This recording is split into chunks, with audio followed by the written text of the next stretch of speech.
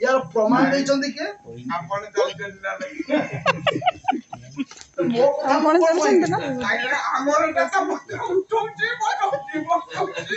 सुन संतोष संतोष आज मु मो कथा या कोन कहबे स्वयं भगवान श्री कृष्ण जो गछटा मूर्तिर दुष्प्राप्य मूर्तिर मिलिबा कथा न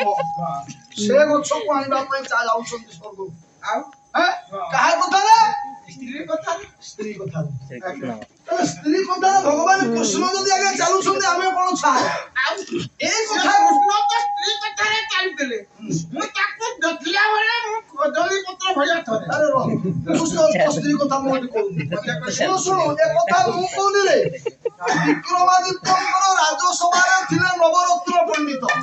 କାଳିଦାସ ଘଟକର୍ପୁର ବରାହମିର ଅମର ସିଂହ ବରରୁଚି ବେତାଳ ଭଟ୍ଟ ଇତ୍ୟାଦି ତା ଭିତରେ ଶ୍ରେଷ୍ଠ ଥିଲେ କିଏ ଆଜ୍ଞା ଦିନେ ବିକ୍ରମାଦିତ୍ୟ ବସିଛନ୍ତି ସିଂହାସନ ଉପରେ ରାଣୀ ଭାନୁମତୀ ଆସିକି ପହଞ୍ଚି बाबा पाखन दुईटा ରାଜସଭାକୁ ଯେତେବେଳେ ତୁମରି କଥା ଶୁଣ ସେଠୁ କହିଲି ଉଠିକି ଇରେ ଆଗୁରୁ ତ ଏମିତି ସୁଗନ୍ଧିତ ମାନେ ବାସ୍ନା ଆସୁ ନଥିଲା ଆଜି ହଠାତ କେମିତି ହେଲା ମୁଁ କିଛି ବୁଝି ପାରିନି ଲୋ ଗଲା ବାଲା ମୋ ମଥାକୁ ଦେଖୁନୁ ଇଲୋ ହେ ଦେଖିଲୁ କେମିତି ଇଲୋ ମା ମୋ ଜୀବନ କାଳରେ ଏମିତି ଫୁଲ ଦେଖିନି କେତେ ସୁନ୍ଦରିଆ ହେଇଛି ଇଲୋ ମମ୍ମି କଣ ତମେ କୋଉଠୁ ଆଣିଛ ଫୁଲ ମତେ ପ୍ରାସ ନାରଦ ଦେଇଛନ୍ତି ନାରଦ ହଁ ଉପରେ ମୋ ପାଇଁ ଆଣିଲନି ମୋଲା ମୋର ତମେ ଏତେ ସ୍ୱାର୍ଥପର ନା ହେଇଟି ମୁଁ ତମ ସାନ ଭଉଣୀ ପରି ଦେଖିଲା ବେଳକୁ ମୋ ପାଇଁ ଗୋଟେ ରଖି ଦେଇଥାନ୍ତ ନା ମଲା ଗୋଟେ ଥିଲା ପରା ଗୋଟେ ଆଉ ଥିବ କି କଣ ତାକୁ ଫେରେଇ ଦେଇଥିବ ଆଉ ନାହିଁ ଆଜି ରୁକ୍ମିଣୀ କହିଲେ ମତେ ନାରଦ କହିଲେ ମୁଁ କୁଆଡେ ମର୍ତ୍ତ୍ୟ ପୁରୁଷ ସବୁଠାରୁ ଶ୍ରେଷ୍ଠ ରମଣୀ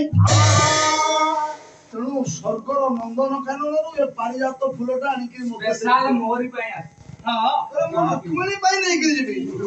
ଏଇ କଥାଟି ଆଜ୍ଞା ସତ୍ୟଭାମାଙ୍କ ମନକୁ ଆଲୋଡ଼ିତ କଣ ହେଲା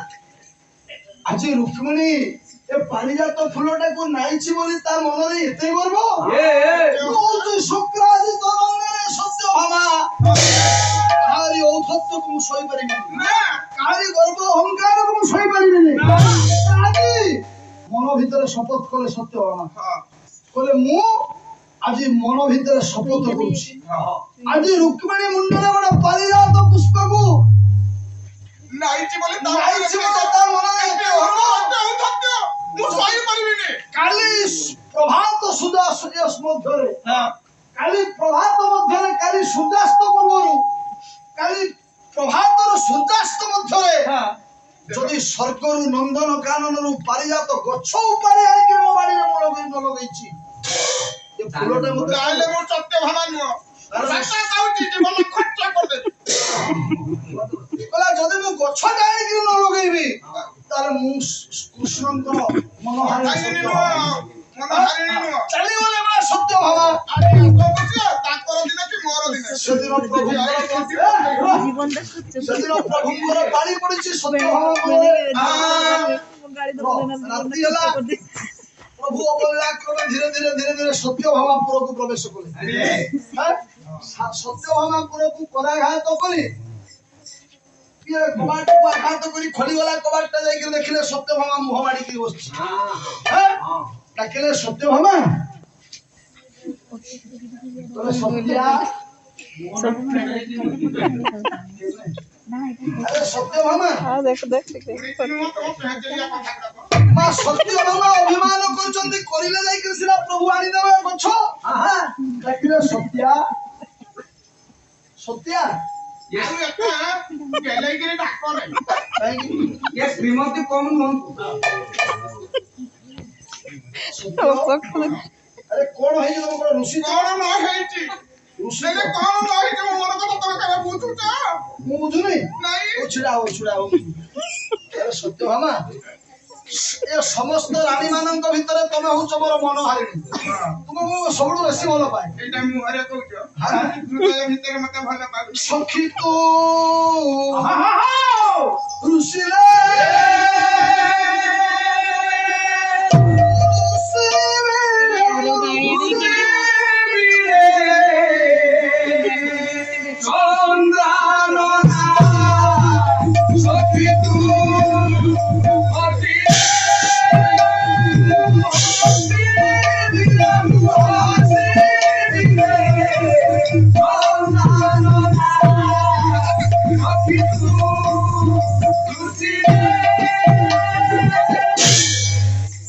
ନାଟ୍ୟାଚାର୍ଯ୍ୟ ରଘୁନାଥ ପଣ୍ଡାଙ୍କର ପଣ୍ଡିତ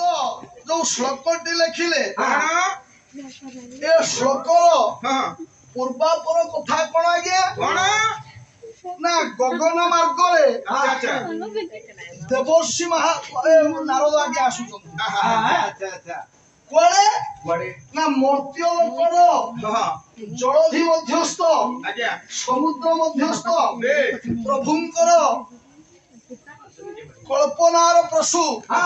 କଳ୍ପନାର ଯୋଉ ଦ୍ୱାରକା ନଗରୀ ଦ୍ୱାରକା ନଗରୀ ଆଡକୁ ଆସୁଛନ୍ତି ଆଜି ଦେବର୍ଷି ନାରଦ ଗୋଟେ ସୁନ୍ଦର ପ୍ରଭାତ ଏ ପ୍ରଭାତ ହେଉ ହେଉ ଦେବର୍ଷି ନାରଦ ଆସିକି ପହଞ୍ଚି ଯାଇଛନ୍ତି ଦ୍ୱାରକା ନିକଟରେ ଦ୍ୱାରକାର ରାଜ ଅନ୍ତପୁର ଭିତରେ ଆଜ୍ଞା ପ୍ରବେଶ କଲେ ଆଜ୍ଞା ଦେବର୍ଷି ନାରଦ କୋଉଠିକି ସିଧା ଯାଇକିରି ପହଞ୍ଚିଗଲେ ରୁକ୍ମିଣୀଙ୍କର ପ୍ରକୋଷ୍ଠ ପାଟ ମହିଷୀ ଭଗବାନ କୃଷ୍ଣଙ୍କର ଅଷ୍ଟ ପାଟ ମହିଷୀ ଭିତରେ ଶ୍ରେଷ୍ଠ ହେଲେ ଆଜ୍ଞା ରୁକ୍ମିଣୀ ଲକ୍ଷ୍ମୀଙ୍କର ସାରୂପ୍ୟ ଲକ୍ଷ୍ମୀଙ୍କର ସାଜୁଜ୍ୟ ଲକ୍ଷ୍ମୀଙ୍କର ପୂର୍ଣ୍ଣ ଅବତାର ହଉଛନ୍ତି ମା ରୁକ୍ମିଣୀ ଭୀଷ୍ମକ ନନ୍ଦିନୀ ରୁକ୍ମିଣୀ ରୁକ୍ମିଣୀଙ୍କର ପ୍ରକୋଷ୍ଠ ନିକଟରେ ଯାଇକି ପହଞ୍ଚିଗଲେ ଦେବର୍ଷି ନାରଦକୁ ଦେଖିଦେଲେ ରୁକ୍ମିଣୀ ତାଙ୍କର ତ ସବୁବେଳେ ଅବାଧ କୋଉଠି ତାଙ୍କ ପାଇଁ କିଛି କଟକଣା ନାହିଁ ହେଲା ତାଙ୍କର କରୋନା ଫରୋନା କିଛି ଯେତେବେଳେ ପହଞ୍ଚିଗଲେ ରୁକ୍ମିଣୀ ଦେଖିଦେଲେ ଆଜ୍ଞା ଦେବର୍ଷିଙ୍କୁ ଦେବର୍ଷି ନାରଦ ଆସିଲେ ଇଏ ସନ ମାନେ ଯତି ବସାଇଲେ କତି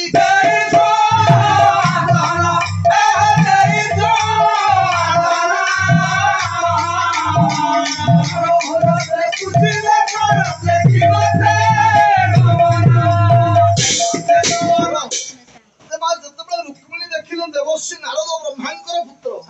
ନାରଦ ଯେତେବେଳେ ଆସିଛନ୍ତି ନାରଦଙ୍କର ପାଦ ଧୋଇକିରି ଆଜ୍ଞା ପାଖରେ ଆସନଟେ ନେଇ ବସେଇଲେ ଦେବର୍ଷିଙ୍କୁ ବସେଇଲେ ହାତ ଧରିଲେ ମା ରୁକ୍ମିଣୀ କହିଲେ ହେ ଦେବର୍ଷି ଆପଣ ଆଜି ପ୍ରଭାତ ସକାଳ ସକାଳେ ଭୋର ଭୋର ଆସିକିରି ଆମର ଦ୍ୱାରକା ମାଟି ମାଡ଼ିଲେ ଏ ଦ୍ୱାରକା ରାଜପ୍ରସାଦରେ ପୁଣି ମୋ ପ୍ରକୋଷ୍ଠକୁ ଆସିଲେ ମୁଁ ଧନ୍ୟ ହେଇଗଲି ଏ ଦ୍ୱାରକା ପୁରୀ ଧନ୍ୟ ହେଇଗଲା ଭାରି ଖୁସି ଲାଗିଲା ଆପଣଙ୍କର ଆସିବାର ବିନା କାରଣ ତ ଆପଣ କେବେ ଆସିବେ ନାହିଁ ନାରଦ ମହର୍ଷି ଆସିବେ ବିନା କାରଣ ସେ କେବେ ଆସିବେ ନାହିଁ ତେଣୁ କାହିଁକି ଆପଣ ଆସିଛନ୍ତି ଆପଣଙ୍କର ଆସିବାର କାରଣ ଅଭିପ୍ରାୟ କଣ ପାଇଁ ଆସିଛନ୍ତି ମା ସେମିତି କିଛି କାରଣ ପାଇଁ ମୁଁ ଆଜି ଆସିବି ତଥାପି ଆପଣ ମାନେ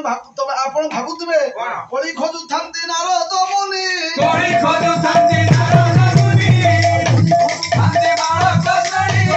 ଆପଣ ସେମିତି ବୋଧେ ଭାବୁଥିବେ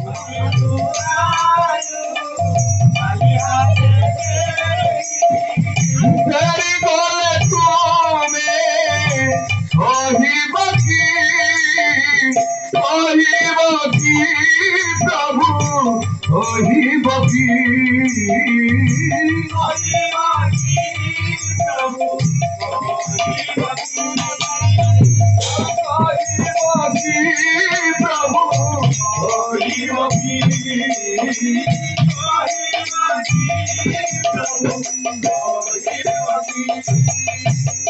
तुम तो सुंदर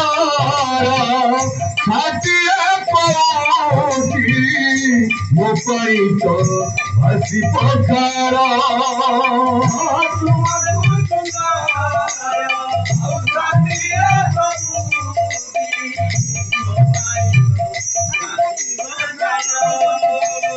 ଆଉ ସେତିକି ଯଦି ମୋ ଭାଗ୍ୟରେ ନଥିଲେ ମରିଯାଉ ଗୋଟା କପାଳ ସେତିକି ଯଦି ମୋ